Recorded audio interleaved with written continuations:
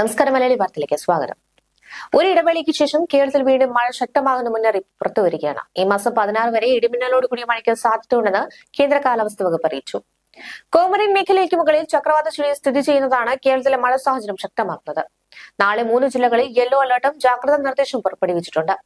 തിരുവനന്തപുരം, കൊല്ലം, പത്തനംതിട്ട ജില്ലകളിലാണ് യെല്ലോ ജാഗ്രത പുറപ്പെടുവിച്ചിരിക്കുന്നത്. ഒറ്റപ്പെട്ട ശക്തമായ മഴയ്ക്കുള്ള സാധ്യതയാണ് ഈ 3 ജില്ലകളിലും പ്രവചിക്കപ്പെട്ടിരിക്കുന്നത്. 24 മണിക്കൂറിൽ 64.5 മില്ലിമീറ്റർ മുതൽ 115.5 മില്ലിമീറ്റർ വരെ മഴ ലഭിക്കുന്ന സാഹചര്യത്തെയാണ് ശക്തമായ മഴ എന്നതുകൊണ്ട് അർത്ഥമാക്കുന്നത്. കേരളത്തിൽ ഒറ്റപ്പെട്ട ഇടങ്ങളിൽ 16 വരെ ഇടിമിന്നലോട് കൂടിയ മഴയ്ക്ക് സാധ്യതയുണ്ടെന്നാണ് കേന്ദ്ര കാലാവസ്ഥാ വകുപ്പ് അറിയിച്ചിരിക്കുന്നത്. കേരള തീരത്തും തമിഴ്നാട് തീരത്തും ഉയർന്ന തിരമാലയ്ക്ക് സാധ്യത ഉള്ളതിനാൽ മത്സ്യത്തൊഴിലാളികളും തീരദേശവാസികളും പ്രത്യേക ജാഗ്രത പാലിക്കാൻ നിർദ്ദേശമുണ്ട്. കടൽക്ഷോഭം രൂക്ഷമാകാൻ സാധ്യതയുള്ളതിനാൽ അപകട മേഖലയിൽ നിന്ന് അധികൃതരുടെ നിർദ്ദേശാനുസരണം മാറി താമസിക്കണം. മത്സ്യബന്ധന യാനങ്ങൾ, ബോട്ട്, വള്ളം മുതലായവ ഹാർബറിൽ സുരക്ഷിതമായി കെട്ടിയിട്ട് സൂക്ഷിക്കുക. വള്ളങ്ങൾ തമ്മിൽ സുരക്ഷിത അകലം പാലിക്കുന്നത് കൂട്ടിയിടിച്ചുള്ള അപകട സാധ്യത ഒഴിവാക്കാം. മത്സ്യബന്ധന ഉപകരണങ്ങളെ സുരക്ഷ ഉറപ്പാക്കണം. ബീച്ചിലേക്കുള്ള യാത്രകളും കടലിൽ ഇറങ്ങിയുള്ള വിനോദങ്ങളും പൂർണ്ണമായും ഒഴിവാക്കണം. കേരളത്തിൽ ഒറ്റപ്പെട്ട ഇടങ്ങളിൽ 16 വരെ ഇടിമിന്നലോട് കൂടിയ മഴയ്ക്ക് സാധ്യതയുള്ളതാണ് കേന്ദ്ര കാലാവസ്ഥാ വകുപ്പ് അറിയിച്ചിരിക്കുന്നത്. ഇടിമിന്നൽ അപകടകാരികളാണ്. അവ മനുഷ്യന്റെയും മൃഗങ്ങളുടെയും ജീവനും വൈദ്യുത ആശയവിനിമയ ശൃംഖലകൾക്കും വൈദ്യുത ചാലകങ്ങളുമായി ബന്ധിപ്പിച്ചിട്ടുള്ള വീട്ടുപകരണങ്ങൾക്കും വലിയ നാശനഷ്ടം സൃഷ്ടിക്കുന്നുണ്ട്. മുൻകരുതൽ കാർമേഘം കണ്ടു തുടങ്ങുന്ന സമയം മുതൽ തന്നെ സ്വീകരിക്കേണ്ടതാണ്. ഇടിമിന്നൽ എപ്പോഴും ദൃശ്യമാകണമെന്നില്ലാത്തതിനാൽ ഇത്തരം മുൻകരുതൽ സ്വീകരിക്കുന്നതെന്ന് വിട്ടുനിൽക്കരുത്.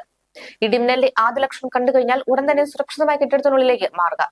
തുറസായ സ്ഥലങ്ങളിൽ തുടരുന്നത് ഇടിമിന്നൽ ഏൽക്കാനുള്ള സാധ്യത വർദ്ധിപ്പിക്കും. ശക്തമായ കാറ്റിനും ഇടിമിന്നലും സാധ്യതയുള്ള ഘട്ടത്തിൽ ജനലും വാതിലും അടച്ചിടണം. വാതിലിനും ജനലും അടുത്ത് നിൽക്കാതെ ഇരിക്കുക. ഗൃഹോപകരണങ്ങളെ വൈദ്യുതി ബന്ധം വിച്ഛേദിക്കുക. വൈദ്യുതോപകരണങ്ങളുമായുള്ള സാമീപ്യം ഇടിമിന്നലുള്ള സമയത്ത് ഒഴിവാക്കണം. ഇടിമിന്നലുള്ള സമയത്ത് ടെലഫോൺ ഉപയോഗിക്കുന്നത് തീർച്ചയായും ഒഴിവാക്കുക. മൊബൈൽ ഫോൺ ഉപയോഗിക്കുന്നത് കൊണ്ട് കുഴപ്പമില്ല. അന്തരീക്ഷം മേഘാവൃതമാണെങ്കിൽ തുറസായ സ്ഥലത്തും ടെറസിലും കുട്ടികൾ ഉൾപ്പെടെ കളിക്കുന്നത് ഒഴിവാക്കണം. ഇടിമിന്നലുള്ള സമയത്ത് കുളിക്കുന്നത് ഒഴിവാക്കുക. ടാപ്പുകളിൽ നിന്ന് വെള്ളം ശേഖരിക്കുന്നതും ഒഴിവാക്കണം. പൈപ്പിലൂടെ മിന്നൽ മൂലമുള്ള വൈദ്യുതി സഞ്ചരിച്ചേക്കാം. ഇടിമിന്നൽ ഉണ്ടാകുമ്പോൾ ജലാശയത്തിൽ മീൻ പിടിക്കാനോ കുളിക്കാനോ ഇറങ്ങാൻ പാടില്ല. കാർമേഘങ്ങൾ കണ്ടു തുടങ്ങുമ്പോൾ തന്നെ മത്സ്യബന്ധനം, ബോട്ടിംഗ് തുടങ്ങിയ പ്രവൃത്തികൾ നിർത്തിവെച്ച് ഉടൻ അടുത്തുള്ള കരയിലേക്ക് എത്താൻ ശ്രമിക്കണം. ഇടിമിന്നലുള്ള സമയത്ത് ബോട്ടിന്റെ ഡെക്കിൽ നിൽക്കരുത്. ചൂണ്ടയിടുന്നതും വലയെറിയുന്നതും ഇടിമിന്നലുള്ള സമയത്ത് നിർത്തിവെക്കുക.